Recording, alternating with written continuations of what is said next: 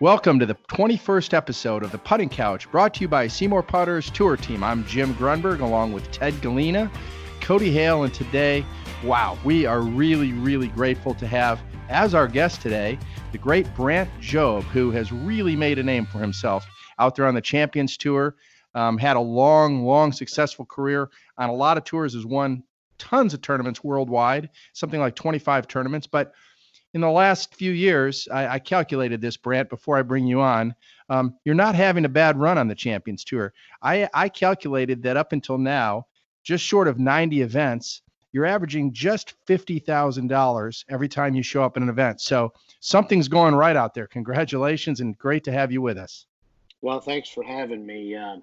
It's a lot of fun, actually, to have the opportunity to be out there when you're over 50 years old and still be competing. So it's like a second opportunity to get out there and see if you can win a few more events before you really hang them up. Well, I'll tell you what, the Champions Tour, for any of our listeners that haven't really dialed it in, this year I really probably started spending a lot more time watching the Champions Tour. The quality of play is unbelievable. It's really not discernible from any of the other great tours, including the PGA Tour and the European Tour. You guys go very low. You hit the ball long off the tee. Your approach shots hit the stick, and you make long putts. So and you play beautiful golf courses. So it's an amazing really product and really fun to watch. Now, you had your second win this year. How did that feel? You know, that was kind of one of those unexpected wins, I guess. I hadn't really played golf for about 5 weeks. I'd been traveling around the country with my son and then getting my daughter off to college. So I think in the 5 weeks I had hit balls twice, hadn't played, and actually had a new caddy and told him, don't have high expectations this week. I don't know what I've got. Well, that's crazy. And we saw you early in the week. I think you were out there tossing footballs around, wasn't it? It was in Seattle, Freddie Couples' sort of home event. And where were you playing football earlier in the week? I went to the Seahawks practice, and they actually had an indoor practice starting the year, right before they started the year, and got to throw a few passes with Russell Wilson. It was a really neat experience. That's pretty cool. And I also saw you, I think, did they have like a chipping green there or out on the water? You did some chips or close to the hole on there? No, actually, we went outside. It was kind of raining that day. That's why they were inside. And we went out later in the day, and they put a mat down. And they put a green out into the water that's about 115 yards away. And it was kind of a little challenge for charity, I guess, and, kind of get some recognition with Boeing and the involvement with the Seahawks in the tournament, which was really neat. And we had a couple players from the Seahawks come out and do a little challenge. And, these guys hit 2 out of 5. Now, it's blowing about 15 or 20 miles an hour, and they hit 2 of their 5 shots on the green from 115 yards. And you got to realize this green isn't about 12 yards wide. And so now it's my turn, and I get up there, my first 2 just miss, and I'm thinking I am in big trouble right here. And kind of how the week started, I hit the next 3 shots on the green and won the little challenge, and that kind of started the week off on a good note. And I think you also had Russ Wilson. He was pretty highly complimentary of your arm. He said, I think he said he knew that he was, talking to a ball player. And I think he probably thought you played some in college, although I don't think you did play in college. You did play in high school, right? I did, but I think that comes more. I have a son right now who's in high school who plays quarterback. And so I'm out there pretending to be a receiver and at times and playing a lot of catch with him. So that kind of keeps me going. That's really cool. And how's he doing this year? They are doing great. They are in the semifinals of the state championship coming up this weekend. They have their semifinal game on Friday night. So an exciting time. Oh, that is fantastic. So going back to Seattle, beautiful setting. I mean, mountains and just the greatest place in the world. And of course, everybody came out to see Freddie, and Freddie was playing great. You were playing okay heading into the final round. I mean, there weren't many guys in between you and Freddie, but there were an awful lot of shots. And then that final round, I mean, tell us about that final round. It was just one of those amazing zones, I guess, that you got into. Well, I think it's one of those situations where you don't have any expectations on the day. In my case, I was 2 shots out of second place, 7 shots out of first place.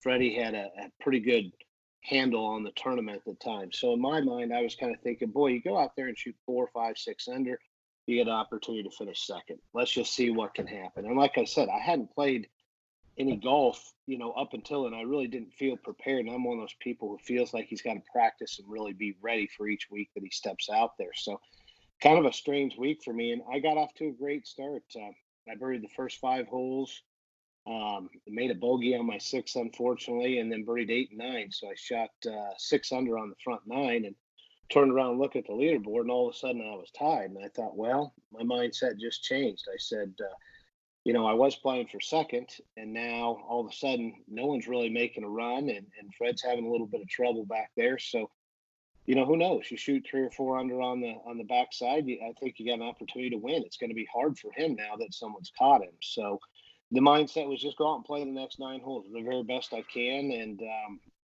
I got very fortunate to birdie 17 and 18 at the end, and that kind of sealed the victory. Yeah, that was incredible. I mean, yeah, it's not even like it went into a playoff. I mean, you came back nine under par and just blitzed that golf course. So how much fun? And I mean, again, Freddie Couples is one of those guys that he brings a lot of people to the game and brought a lot of people to that event and to the TV. And I think anybody that turned on the TV that day saw Brandt Jobe at his absolute finest, just rolling in putts, hitting unbelievable drives, and knocking the ball close. So that was a lot of fun to watch. And that was your second win on the Champions Tour. So compare that against your first win on the Champions Tour back in Des Moines. I've had 2 totally different wins. Des Moines, I had the lead, tied for the lead going into the last round, and I just played really solid golf. I made the short putts you need to make, to keep you in it, and hit the ball very well. Seattle was completely different. No expectations, really not prepared, and really didn't put myself in any trouble on the week, so to speak. I was a little leery of my ball striking, and fortunately, I'll tell you what, I got a very hot putter the last 2 days, and I rolled in a lot of putts, so it kind of took the pressure off of my ball striking. Thank you. we appreciate that. That SeeMore one has been phenomenal. It's fantastic to watch you use that putter. And other than the hot putter, I mean, what are some of the other keys to success out on that tour?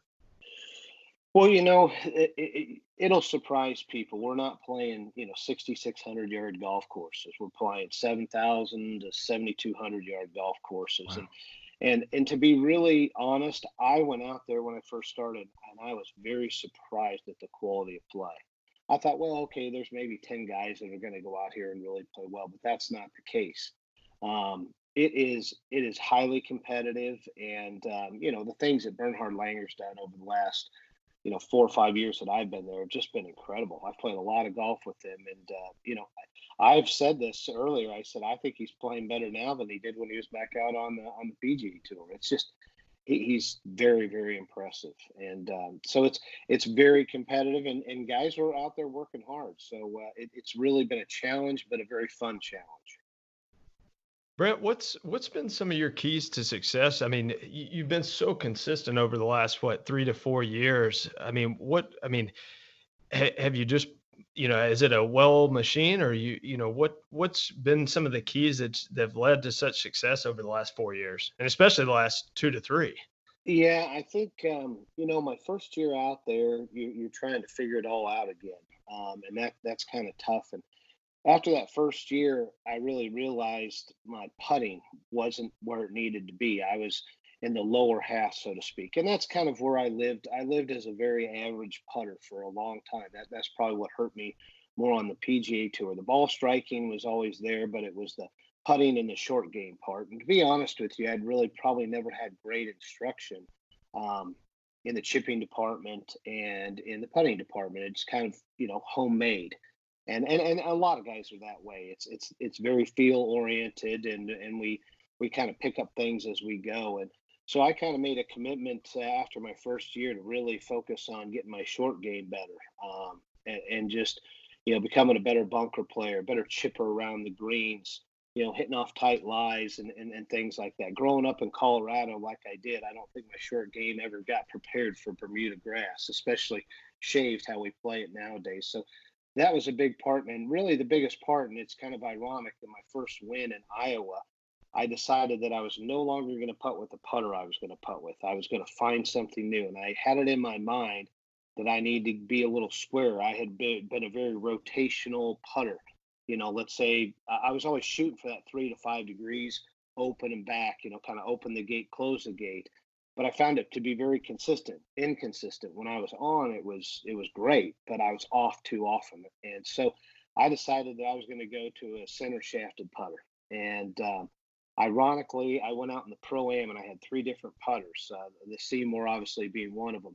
And I gave them each about 6 holes. So I made it the first 6 holes with 1 putter. And I said, that's not quite it. Picked up the next putter, made it 3 holes. And I then got the SeeMore for the next 9 holes and shot about 6 or 7 under. And I said, well, this one won. I'm done. I'm going to go out and play the tournament. And ironically, I win the golf tournament. So there you go. Crazy. We love it. And it's interesting because, we say here at SeeMore that, SeeMore putter is not really just a putter. It's a system, and it allows golfers to get back to fundamentals. And, the same things you said, 99.9% of golfers tell us, even the ones that are avid lesson takers and really dialed into fittings and whatever, usually when it comes to the putting green, very few of them have what they would consider to be a system to fall back on or an instructor that they can go back to. So, that's kind of what we're trying to implement through the fitters and the instructors around the world, because you start putting better, you enjoy the game more, right? No doubt about it. I think what people don't realize is how much our eyesight and our setups change on a daily basis.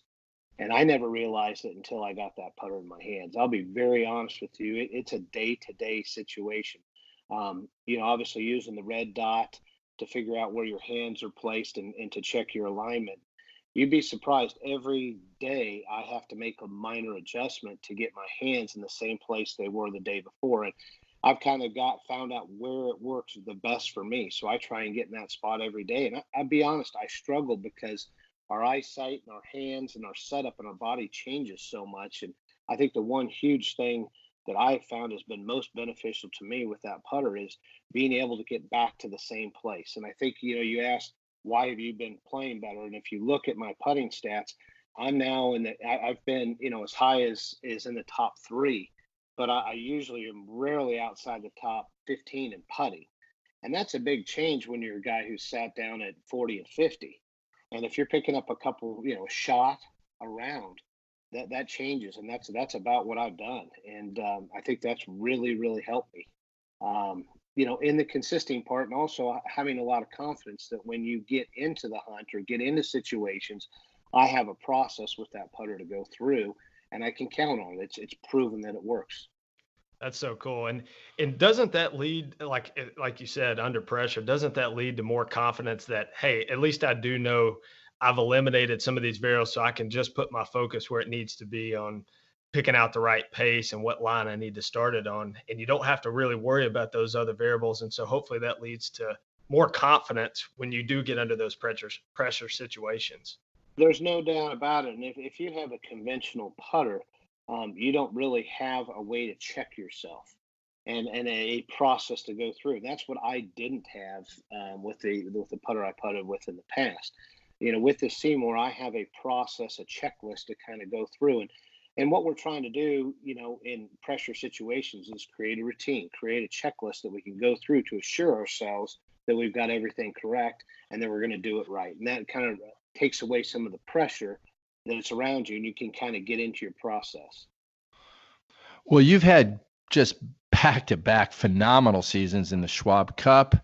You've competed now really regularly right at the top in these major championships, and Champions Tour major championships are played on major championship golf courses. Tell us a little bit about that, some of your goals moving forward in the Charles Schwab Cup and with those major championships.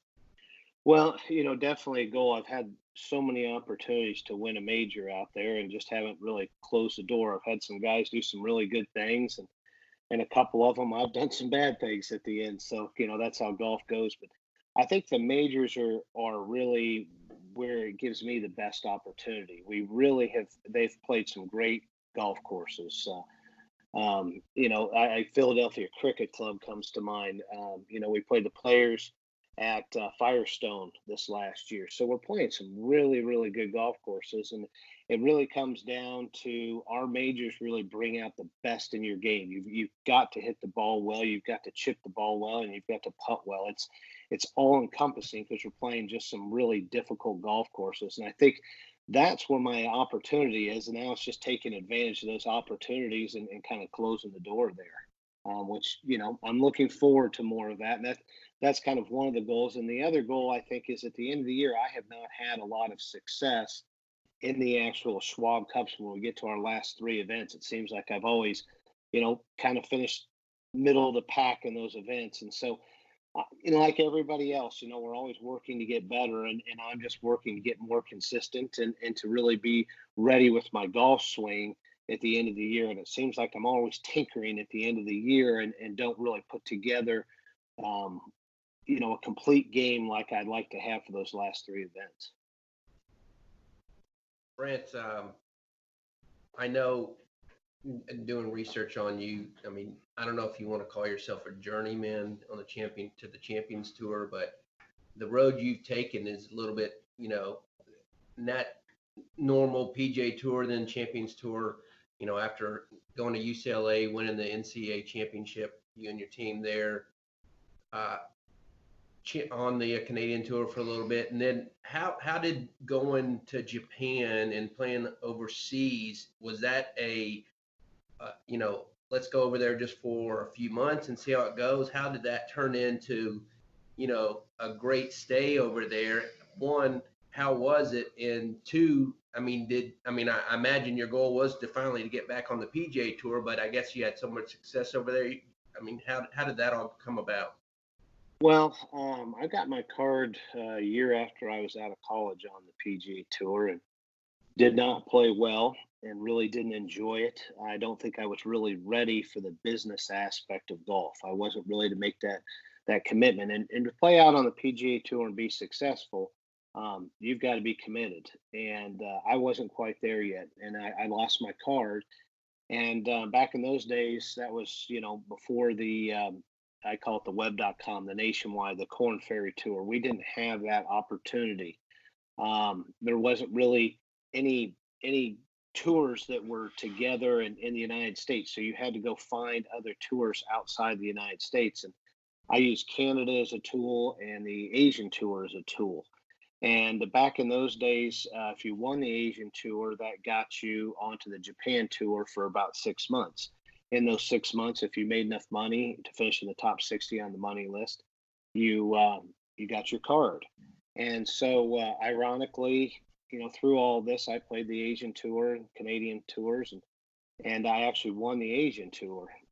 And I had the opportunity to go play in Japan. And my third week over in Japan, I won one of their events.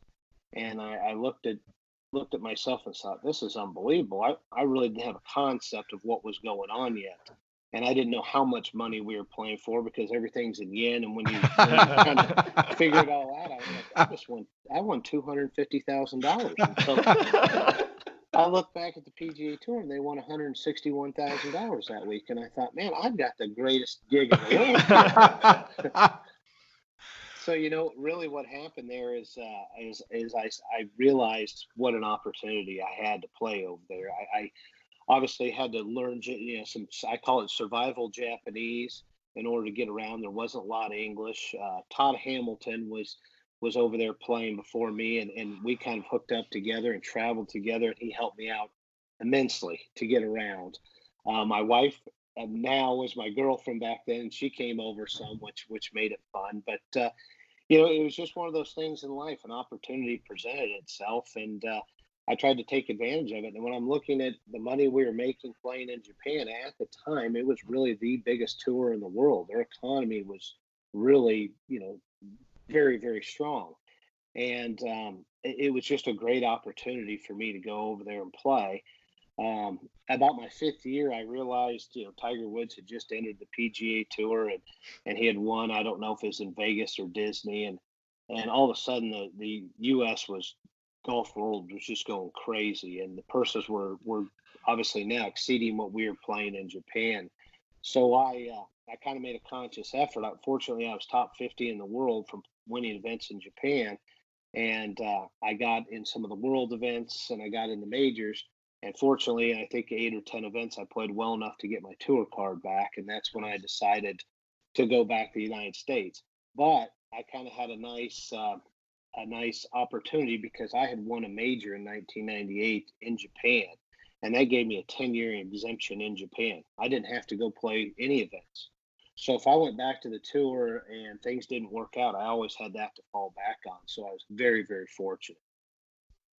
Boy, that's an incredible story. You're sort of like the opposite of Ichiro Suzuki, right? I mean, and I know our friends in Japan are going to be thrilled to listen to this, Brandt, because you're very famous over there and very well loved, and you know, we always have our friends in Japan asking about you. So you know, it's pretty cool. I mean, an unbelievable country, and what a place to carve out a name for yourself, and really a legendary period of your career over there. And you know, how much fun, I mean, being in a different culture like that. And you know, it sounds like it's certainly not easy to acclimate yourself in a country where the language barrier is so great, but that's really cool that you even learned a little bit of survival Japanese. Well, you know, it really was a great opportunity, and probably looking back, you know, today, that was probably the highlight of my golf career. Probably the most fun I ever had playing golf was in Japan. It was just it was an incredible opportunity, and you know, you had to prove yourself. But once you did, they embraced you. And Japan golf was great to me, and I will forever be grateful for that. Without having had that opportunity, I don't know if I would have played on the PGA Tour, and obviously never had the opportunity to play on the Champions Tour. So I owe a lot to golf and professional golf in Japan. How would, tell me, be honest, you are a long hitter under any scenario. So when you were over in Japan and playing on the Asian tour, I'm assuming you hit the ball a long ways versus some of your playing partners. Well, I did. It was kind of ironic. Japan was a little ahead of the curve. So when I first got over to Japan and was playing, I had a wood driver and a steel shaft. And I was pretty long. I was in the top 10, I think, on the PGA Tour the year that I played, but that was average. And I think I averaged my first year on tour 272 yards, which was 10th. And I went over to Japan and probably averaged right around the same 270, 275. They had already transformed into graphite and steel. So I became very average real Wow. quick. And I realized I needed to make the adjustment. After my first year, I made the adjustment to graphite and the titanium driver heads, and picked up obviously a lot of distance, and it was very significant, I guess, in driving the golf ball over there in length became an advantage. And that's kind of been a big advantage throughout my career. So how are you going to how's your off season going to go? You know, how do you prepare for next year? You know, sort of, I know you've got a lot of really cool family stuff coming up. So what do you do between now and sort of the start of the season? And when is sort of the start of the season? And I know there's some early events, but like when are you basing your sort of timeline on to sort of really be ready? Well, obviously, since I won a tournament, you get in kind of our tournament of champions, I guess, what you'd call it, the beginning of the year in Kona, Hawaii, which has about 30, 35 guys to start the year, which is an incredible, incredible event. So I'm fortunate to be able to have that one to play, and that kind of starts the year, the middle of January. Okay. From there, we have a week off, and then we go to Morocco. Um, so I think my golf's going to start a little earlier than I wanted to. Yeah. But right now, I think, you know, since I've gotten home, in fact, yesterday was the first time I went out and played with some friends and just played a round of golf, 18 holes, just to kind of get back in the swing of things. So what I'll try and do between now and, let's say, about Christmas time is make sure I'm playing golf once a week, you know, and if I get a little bit better weather here in Oklahoma City, a little bit more, but not anything real big. And then, you know, probably after Christmas, I'll probably shoot down to Phoenix and start working on the game, and you know, so that I can feel like I'm ready to start in Hawaii. Brent, what do you like to do in the off season besides golf? Well, you know what? Right now, it is the state football playoffs. So I am being a big fan of my son and Heritage Hall, who is ranked 1 in the state. So Nice. that's pretty exciting. My son's the quarterback, so that's pretty exciting. Obviously, having my daughter back this week for Thanksgiving is great, and hearing all about Auburn. And we obviously love Auburn. And my son just verbally committed to go play baseball at Ole Miss. So we're going to be an SEC family here coming up pretty soon. So very exciting stuff, and really enjoy the family, enjoy the kids, and really take some downtime. I did a little hunting last weekend with Scott Verplank. Nice. We'll do that a little bit. We shot some turkeys and some quail, and I got a coyote. So there you go. Hey, I was deer hunting this past weekend. So yeah, that's fantastic. It's that time. I just enjoy getting away from everything. I think that's the one fun thing about hunting. It's not the hunting part, it's the camaraderie and the friends you're with, Right. and enjoying that time and just being outdoors, away from the phone, and kind of decompressing. I guess that's kind of what the off season is about. And this is really a very short off season. When you play on the Champions tours, we just finish up. You go to the holidays, and next thing you know, we're on a plane over Hawaii. And I don't think people feel sorry for me, but it does go quickly. Yeah, Kona in January has got to be a great place to bring the family and get everything started off. So, we really wish you well, and it's been a delight having Brandt Jobe on the putting couch with us here. And I know that we're very blessed to have you have discovered the SeeMore putter, and we love supporting you and watching you out there, and you're just you're a great addition to that tour. And I did note that there's going to be a procession of some pretty nice big names coming out on that Champions Tour, so it's going to get just more and more fun every year, I think, in terms of as you mentioned, I mean, Bernhard Langer has just been unbelievable for some period of time. And it looks like all you guys are going to continue to get great new competition out there. And, we wish you all the best. Are there any questions you have for us or anything like that before we wrap it up? The question, not really, other than I just wanted to thank you all for your support, because you guys have been great, and helping me understand kind of the SeeMore process. I know that, on several occasions I've called up and said, hey, can you do this? Can you do that? What about this grip? What's the right loft? What's the right lie? How do I do it? And you guys have been there, even sending me videos on how to put on putter grips. So I want to thank you all for your support. And, it's been a big part, in my opinion, of the success that I've had. And as you all have noticed, since Iowa, which was 2.5 years ago, I have never changed putters. I have some backups, and obviously I'll put those in, but it's always the same concept, always the same mindset. And it's been I've been fortunate to run into SeeMore putters. I've been fortunate to be able to go through the process, and for that I thank you all. Hey, that's a feeling is mutual. And again, have a great holiday season, Brandt. You've earned it, and we look forward to seeing you out there in 2020. Well, thank you very much for having me. I appreciate it. Fantastic. Okay, this has been the 21st episode of The Putting Couch with the SeeMore Putter Company's tour team and Brandt Jobe. Thank you. We appreciate you joining us. If you haven't subscribed to the show, make sure you do wherever you're listening. Be sure to leave a rating and review, because that's how we get the Putting Couch podcast content in front of more people. Also, take a screenshot and share it on social media and tag us at SeeMore Putters or #Team SeeMore.